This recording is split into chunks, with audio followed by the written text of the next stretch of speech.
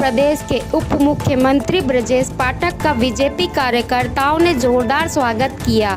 इस मौके पर उन्होंने उत्तर प्रदेश सरकार के सेवा, सुरक्षा व सुशासन के 8 वर्षों के सफर को पूरा करने पर बधाई दी और सरकार की उपलब्धियों को गिनवाया। उन्होंने बताया कि सरकार ने लोगों के जीवन को बेहतर बनाने के लिए महत्वपूर्ण कदम उठाए हैं, जिनका सीधा लाभ जनता को मिल रहा है।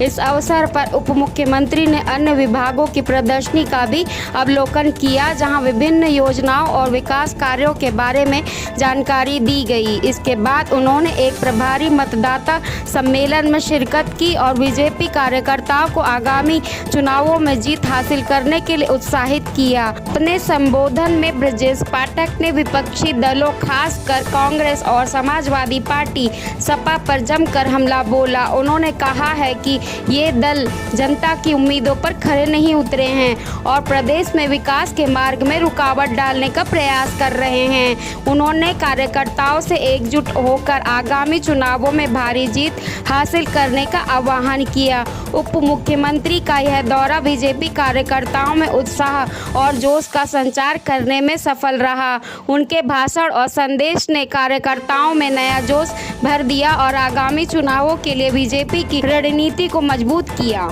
आप जानते हैं कि कांग्रेस पार्टी राहुल गांधी जी के नेतृत्व में जब जब काम करेगी तो भारतीय जनता पार्टी बहुत आसानी से काम कर पा रही है कि कांग्रेस पार्टी के नेता राहुल गांधी का कोई विजन ही नहीं है। कभी आपको वो जमीन पर बैठे दिख जाते हैं, कभी दाढ़ी बना लेते हैं, कभी जाड़े में टी-शर्ट पहन के घूमते हैं।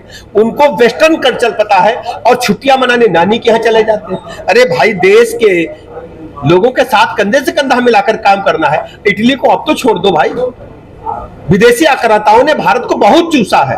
भारत के लोग अब इकट्ठा हो गए हैं, जाति धर्म संप्रदाय से ऊपर उठ करके महाकुंभ में सनातन का नजारा दुनिया ने देखा है। 66 करोड़ से अधिक लोग एक मंच पर आए, त्रिवेणी संगम पर इकट्ठा हुए, तब भी तरह तरह की ये लोग बातें करते हैं। इनको सनातन धर्म को चरमोत्कर्ष पर पहुंचाने का काम मोदी जी ने किया है। इनको मन में पीड़ा, पेट में पीड़ा हो रही है। आप 8 साल की उपलब्धियों को गिना रहे हैं, सरकार गिना रही है, अगले से बोल रहे हैं कि 8 साल यूपी बर्बाद है। आप बताओ, आप तो इंडिपेंडेंट जर्नलिस्ट हो, जर्नलिस्ट सच्चा बोलता है, सही बोलता है। आप बोलो, इधर आओ मेरे बगल में, सच्ची बात है गलत है, सही बताओ, इधर आओ। आप बताओ, बदलाव आया है कि नहीं आया? बताओ भैया, ईमानदार बताना, बदलाव आया कि नहीं आया? गुंडा डराने कि नहीं डराने? डराने। अच्छा, ये सड़क, नाली, स्कूल, अस्पताल बढ़िया बना है कि नहीं? सही बताओ, एकदम गंगा कसम खाई बना है कि नहीं? सुनो, अच्छा सुनो, ये बात बताओ। लेकिन ये आप बताइए, हम तो तुमसे हामी भरा रहे हैं, बदलाव आवा है ना? नहीं, हामी तो जनता भैया आगे बढ़ा है।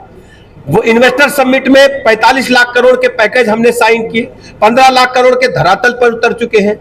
दुनिया की सबसे बड़ी मोबाइल फैक्ट्री सैमसंग स्क्रीन बनाती है, वो नोएडा में लगी हुई है। आज लखनऊ में ब्रह्मोस मिसाइल बन रही है। बुंदेलखंड में हम डिफेंस सेक्टर के साथ साथ हमने सौर ऊर्जा में बढ़ोतरी लाने का काम किया है। बुंदेलखंड में पीने के पानी के लिए तरसते थे, विंध्याचल में पीने पानी के लिए तरसते थे गर्मी के दिनों में।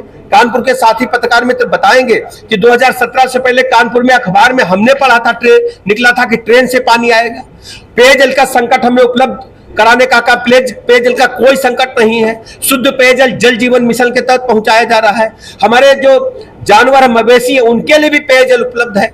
घर घर नल से जल पहुंचाने की योजना को धरातल पर पहुंचाने का काम आपके वोट की ताकत ने, आपकी सरकार ने करके दिखाया है। हम कह सकते हैं कि उत्तर प्रदेश राज्य में कानपुर को विशेष महत्व देते हुए हर क्षेत्र में प्रगति लाने का काम किया है। मेट्रो कानपुर में बन रही है। सबसे बड़ी बात है कि मेट्रो जब पूरा होगी, कानपुर के लोगों को आवागमन अंतर्राष्ट्रीय स्तर का मिल पाएगा। कानपुर में सड़कों का जाल बिछा, गलियों को हमने मेंटेन किया है। महापौर महोदय बैठी है, बताएंगे कि कूड़ा निस्तारण के हमने बेहतर प्रबंधन किया है। कानपुर की हालत गंदगी को लेकर क्या थी, कानपुर लोग आते थे 17 से पहले किस हालात में थे। अब हम कह सकते हैं कि भारतीय जनता पार्टी की ट्रिपल इंजन सरकार ने जन जन तक सबके जीवन स्तर में बढ़ोतरी लाने के लिए, ऊपर उठाने के लिए काम किए हैं और हम लोग सफल हुए हैं। लॉ एंड ऑर्डर सबसे बड़ी चुनौती थी कानपुर के लिए, उत्तर प्रदेश के लिए। गुंडे, बदमाश, माफिया, लुच्चे, लफंगे सड़कों पर घूमते थे, बहू बेटी की इज्जत आबरू खतरे में थी, प्लाट मकान दुकान कब्जा करते थे।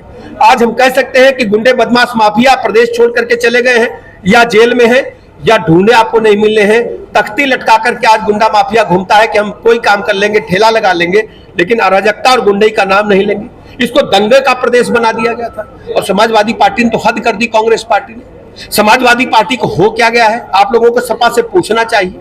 समाजवादी पार्टी के महाराष्ट्र के विधायक वो औरंगजेब का गुणगान कर रहे हैं। औरंगजेब आक्रांता था, भारतीय संस्कृति पर हमला किया, कत्लेआम किया, उसको महिमा मंडित किया जा रहा है। सनातन की संस्कृति को झुठलाने का प्रयास किया जा रहा है। इस प्रकार की हरकतों को स्वीकार नहीं करेंगे। समाजवादी पार्टी के सांसद पार्लियामेंट में अभी 4 दिन पहले बोले, राणा सांगा का अपमान करने का काम किया। समाजवादी पार्टी को उत्तर प्रदेश और भारत के लोगों से क्षमा मांगनी चाहिए कि भारत की संस्कृति में, हमारी सांस्कृतिक विरासत में हमारे योद्धा, हमारे वीर महापुरुष, जिनकी वजह से आज भारतीय संस्कृति जिंदा है, माननीय मोदी जी के नेतृत्व में चरमोत्कर्ष में पहुंच रही है, उन हमारे महान योद्धाओं को, महान स्वतंत्रता संग्राम सेनानियों को अपमानित करने का ठेका समाजवादी पार्टी ने ले रखा है। उनको केवल तुष्टीकरण देखा है, दिखता उनको जाति की राजनीति दिखती है, जबकि भारतीय जनता पार्टी की सरकार माननीय मोदी जी के नेतृत्व में सबका साथ, सबका विकास, सबके विश्वास के आधार पर जन जन का भरोसा जीत रही है। उत्तर प्रदेश का आम नागरिक मान रहा है कि लोगों के जीवन स्तर को ऊपर उठाने में हमारी सरकार ने कामयाबी हासिल की है।